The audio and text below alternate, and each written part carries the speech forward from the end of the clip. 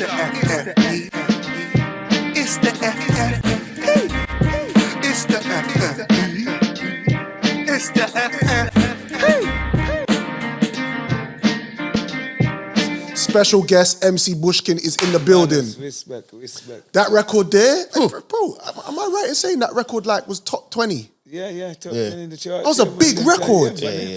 You lot made some peas off that, innit? No, man, that Buster still that light still that PRS is nice, huh? Yeah, man, that was a good food out of that one day. The video was calm. I remember when, because this is, you got to remember, this is when music videos, apart from the Americans, we're shooting their videos on a little something. Shoestring budget, When we see you lot in the gear, in the all-in-ones and that on the stage, skanking out, I said, these men are stars. Nah, they're my hood celebrities, man. How did that feel at the time when you lot were in that place in your life as artists, as a collective, as a gang, like? How did you lot feel about it?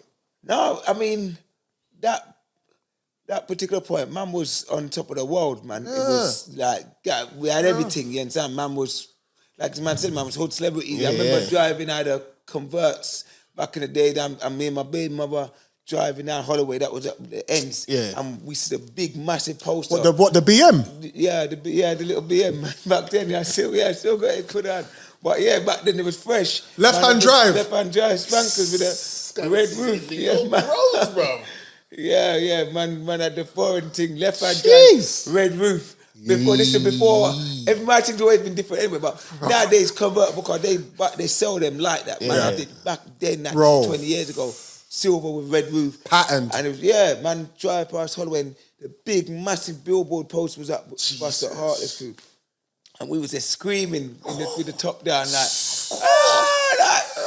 we made it, like, it's gassy, like, it was, I always just remember that moment, because it was like, wow. Like, we've arrived. Yeah, man's just living, man, got my Chris Bain, we're just driving, we got the roof, and the pole, we see the big, massive poles in our area as well. I was like, wow, like, yo. And the thing about it was you lot, boy. You lot have always been, and I've not. I'm not even trying to. This is no cap.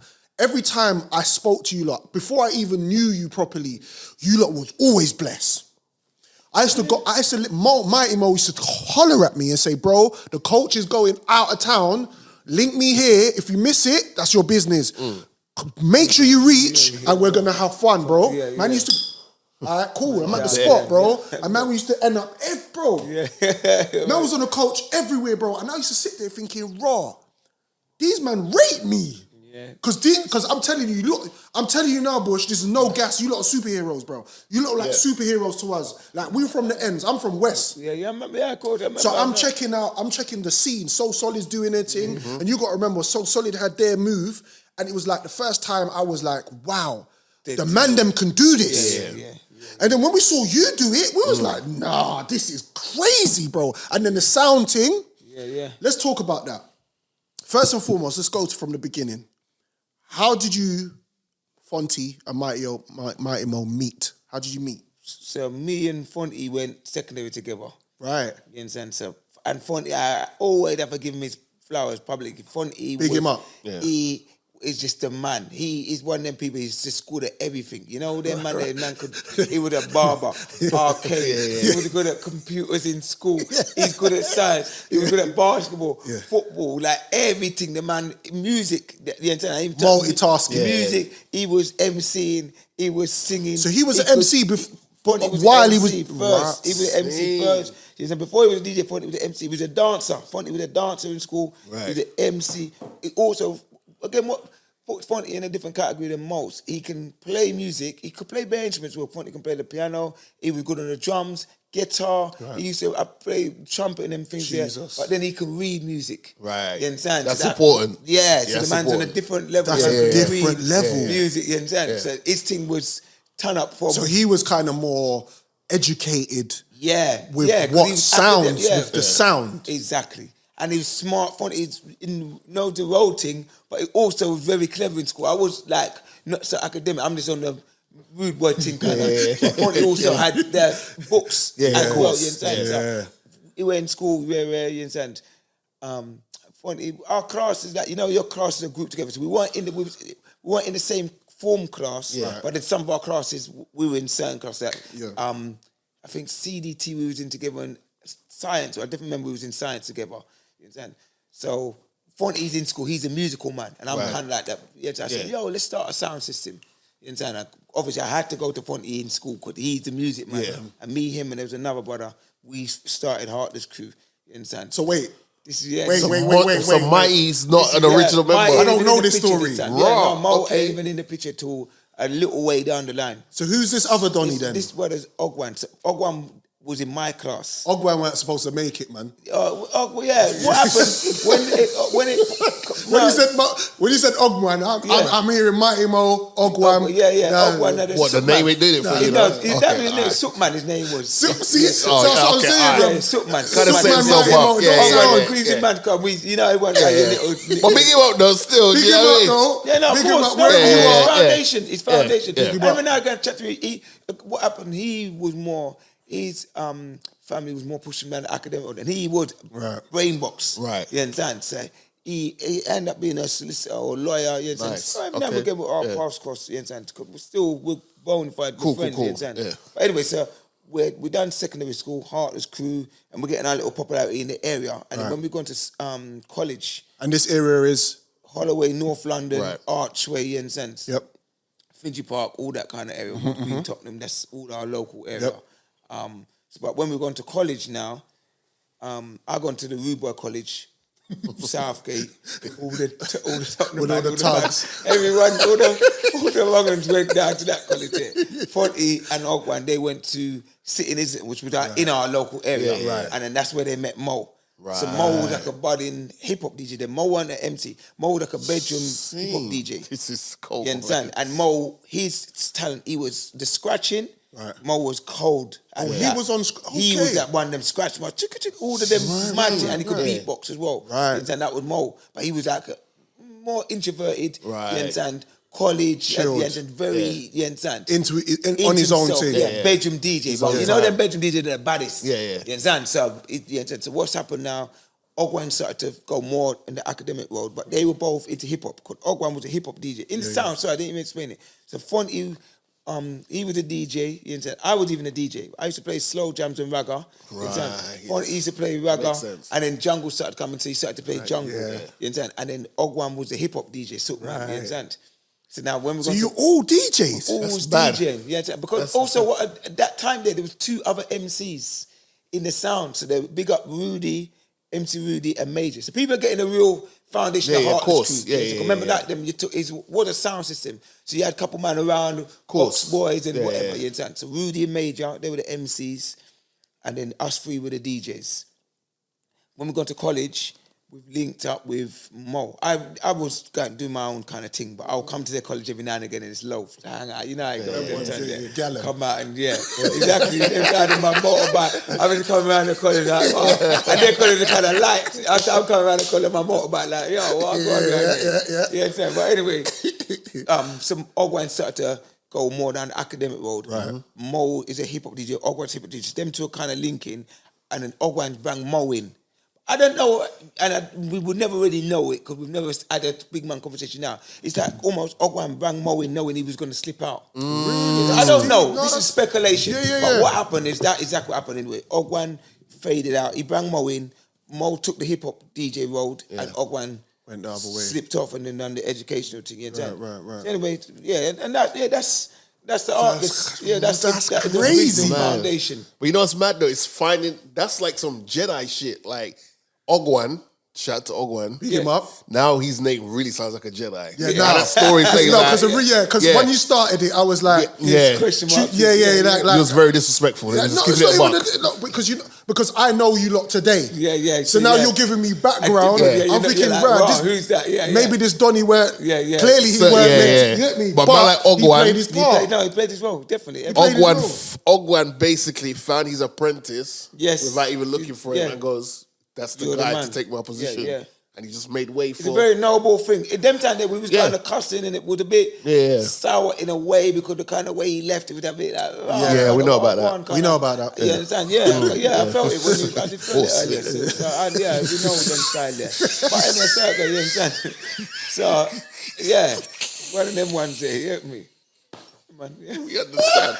Yeah, man, Trust. We know the vibes. We know. Yeah. So going from there, Bush, you lot set up a sound system now. Yeah, so yeah.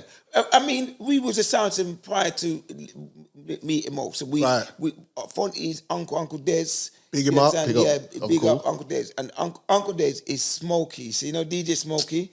So DJ Smokey, that's Fonty's little cousin. And Uncle Des is Smokey's dad. Big up Smokey. Uncle Des, and he put us on because we never weren't driving this when we started. Remember, we started like early 90s. Yeah. It's just Uncle Des was helping us drive us around, help strap up the sound. Of course, speakers, that's back in the day, crates and all of that. Jesus. So Uncle Des played a big foundational Big part up in Uncle our Des, sound. man. Then we started to make a little money. I was always hustling, bought a little speaker, we sprayed our speakers red. We done the whole sound thing. Wow. Buying the wire, speaker wire. Then we started to get the gold tip wire with the gold tips because they give you a better Yes, sound. the better. Right. All of them, we went through the whole thing, playing all night. Jesus. You understand? And you play it all night, and then end of the night, everyone gone home, and we got to string down the sound and pack up and put all boxes, and that's the part you don't like. And that's not fun.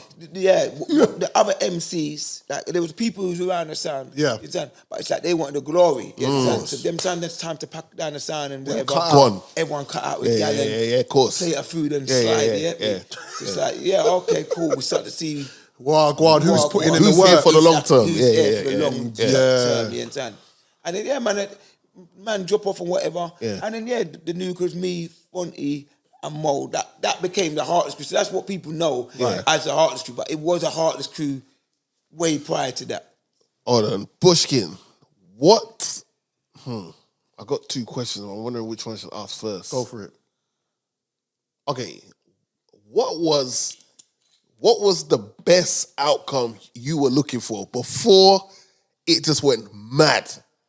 Before it went mad for you lot, what was like your goal? Like your goal was, say for example, Shia wants to be obviously a football player, right? So he's training, he's doing the little football games now, Sunday League football. They're aspiring, they're aspiring to play football, become a football player, right? But for you, because this is the music landscape is a whole different thing. Like football kind of has a clear pathway in regards to like, you have to do the training. You have to go to Sunday football. Hopefully, you go somewhere where there's a scout around. Boom, boom, boom, boom, boom, boom, boom. Get academy, right? You can see, But with musicians, and we kind of, unbeknown to ourselves, take it for granted. Yep. But like, it's not a guarantee that a musician who's putting his blood, sweat, and he or she putting their blood, sweat, and tears. Right. 100. What was at that time? If you can remember, like, take yourself back to that time. What was you aiming for? It's like, if this could just happen, I'll be happy. Obviously, it far succeeded what you was thinking, but what was the moment? It's like, that's what I'm aiming for. If that happens, I know I've done. You know what? It's so weird, because some people who know me, and like fairly well, they're always like, "Oh, you man smashed it, you this, that, and the other, But it's a very good question because I haven't hit that pinnacle yet. I've not exceeded what I set out for. That's crazy. You understand? Like this, where I'm at is, and man, when you said hurdles at the beginning, I also felt that because their trials and tribulations through this journey. But this is why when you said like, "Well, the black look crap man look good," I ain't finished. I'm just starting. There's so much more for man to do and accomplish. You know, man hit a turbulence and it slowed man down. So I'm actually behind where I'm supposed to be now. And I've done a lot and I'm all right. I could bow out now. I can actually bow out and say to myself, all right, cool, I could probably maintain from this point if I'm sensible and my name I've written my name in the history. Yeah, of course. So I could be easy to say, yo, it's cool. there. But you know what? I did so much more. Crazy. When like a couple of things what I wanted back then, and the prices have probably gone mad, but back then helicopters were 200 grand. And I was like, wow, man, want a helicopter. You understand? That's And crazy. you understand? A helicopter probably now must be it's a lot. 500. It must be, Yeah, I don't know how you much got they are now. Uber things. Exactly. Yeah, But that's what man was saying then. Man wanted the big mansions and all them things. Right. Me and my cousin always dreamed about, you understand? And fun enough, I just come from a funeral, you understand? And my cousin was there. And at the end, it was so busy, we never really get to chat. Yeah, but it's probably like your cousin, what you said, your first cousin, you grew up, me and him grew up together. And we say, wow, you know what? We want the big mansion. We want it to be so big that we have to have walkie-talkies and then golf carts. So that, you understand? Richie Rich. Man, I have to link. Yeah. Or go, yo, what, go on? Yeah, come over, and you jump in your little golf buggy and you drive over to the next man's wing, and you understand? So that's where man's head is and was. You understand? And I ain't hit them things yet, but I'm still on the trajectory to get that. I respect it. Yeah, I respect it. It's possible because these people of the Puff Daddies and the 50 Cents and the Masterpiece and many more who we don't even know their names have it. So it just shows me it's possible, and I'm not. Yeah, I'm on it. Still striving. Of course, that's good to know, and that gives me. That gives I could speak for you. That gives us inspiration because we're in that place of we want more. We want to do more. We want to be more. Yes, and we want to grow. Yep. And I feel like we're still on our journey. Yeah. Dream big. Yeah. Dream big. The herds are gonna come and like I don't know the policy with your friend or whatever, but it's like there's season, a lifetime. 100%. Some people have to drop off on the light and the load and you understand. And I know for my journey, but it's brilliant because I'm at a nice age now. You understand? You're experienced. And I can look back and understand certain things for what they really was. Even me, I'm fast paced. I've always been on more. Like I said to you, that's why you couldn't. It puts it in perspective and context why I wanted more, because my head was the world's not enough. Yes. I wanted more. That's real. When I had my car, I wanted more. That time when I had that BM, I had a MR2. You understand? This is when I was my neck. So one time we had the same convert BM, and then I had the MR2 T-tops. Killing it. Japan import, big exhaust. Mad. Me and I've got two baby mothers. That time there, she used to drive one, and I used to drive one. But man's always wanted more. Never weren't satisfied. But as I got older, I realised you have to be able to satisfy. You understand? You have to be happy with what you got. So I don't now. And that was more you, man. The world's not enough. Of course. Understand? Now I understand. I want what I want. You understand? But there is a point that I will say, okay, cool. This is where I'm gonna. I can bow out gracefully. Yeah, exactly that. I feel that. That brings us to my next question, but I just had a thought, Go if I'm wrong. Our Heartless Crew, our version of the Locks. You could technically say, because you could argue So Solid were like Wu-Tang. Yeah. They were but like in regards to Wu-Tang. longevity, not having any qualms, if you think about it, like still so here, it's the Trinity, it's the Holy Trinity. It's you know what? The Holy Two Trinity. things. It's so weird you man said that. It's like, because I had 2 points in my head, but I was just waiting for the right time. One, you said So Solid. We came long before So Solid. I mean, they bust and went to a higher degree. But we came you well was- before them. They were recognisable to a mass. Yes, that's right. They got that mass success number one and stuff. And I give them their full credit. of course. Absolutely. But we came long before that. They probably fashioned Talk about it. So that's one thing there. What I wanted to stamp in and respect it. make people know. Of course. What time it it is. is. Okay, that's one. But then at the beginning of the show, you said the underrated hip hop artist. And Busta Rhymes, I saw a clip of him the other day shelling, and I was like, I've always rated Busta Rhymes because he's got the kind of yardy flavour as well. So I've always rated his thing. But in my mind, when you said, I was thinking Jada Kiss. Underrated, like, boy. And that's what I'm saying. And when you say the Locks, it just brings it all because obviously round. Stars P, Jada P, the Locks. So what to explain? Give me obviously on aesthetically, Stevie Wonder can see this. The Locks have 3 members. Heartless Crew has 3 members. Obviously, it started off with 4. Jedi Master made the move to let Mighty come in, but I just feel like even if you weren't always super active every year, but there's gonna be I can guarantee there's at least one Heartless Crew party happening a year minimum. Even if they're not outside dropping music or whatever, but minimum one, and it doesn't even have to be all 3 of them. It could just be Bushkin on his own, Mighty Mo, Fonty. But like the locks, if you think about when the locks started and how long the locks have been around and how long they've been doing it for, and that they're still here. It's still, and that's why I think of you guys. Nah, I rate that. You know what I'm saying? So like, and the locks, you know, for some people they're like, locks, who's that? Do your research. Like the locks are one, but again, you could say collectively the locks are underrated. Collectively. Definitely. You know and I think with them, they can all stand up individually. Individually. Individually. All mad. Same with us, man. All mad. Every man, Fonty can DJ, Mo can DJ, I can DJ. Not so great anymore, but we could all DJ and MC. Yeah, the man can go out and that's crazy. Just Mo by himself, and say you're still getting a vibe. Still. Yeah. Which leads me to parties. What was them chimes parties like back in the day? Because I weren't there. I weren't there because that's foundation, and I heard the stories. And man. Them time that was a hub. That's again. People always wonder. I mean, I wish I was there. I even think about something. Even before I came here, I was like, I wonder what Chimes was like. Yeah. Go back there now. Yeah. Just was a fly on the wall at Chimes, just watching this whole thing unfold. What was it like? What's the energy like in there? It was fun. Them times, remember, we're young, we're carefree. Yes. Yeah, it's like college. Man at home, man still at home. And that's the best place. I tell people now, as long as you can ride at home, stay home, live at home. You understand? Not only you're gonna, you understand, it's more cost effective. You know, but that carb, that love, that family connection, it's priceless. Makes sense. It's priceless. Only when you leave and you go out and you go around and bump your head a couple of times, then you realize. Of course. Seriously, so. But anyway, that Chimes era, it was for us. That was our real foundation. It was a testing ground. When we went to Chimes, we were so young, and it was like a bashment club. So people don't know the first early days of Chimes. We was in its back room. It was empty. And all the yardies in the main room. Right. But what it was for us, it was a testing ground. Every week, sometimes 2 times a week, we were playing. And we used to play in there like it was Ram. Yeah, of course.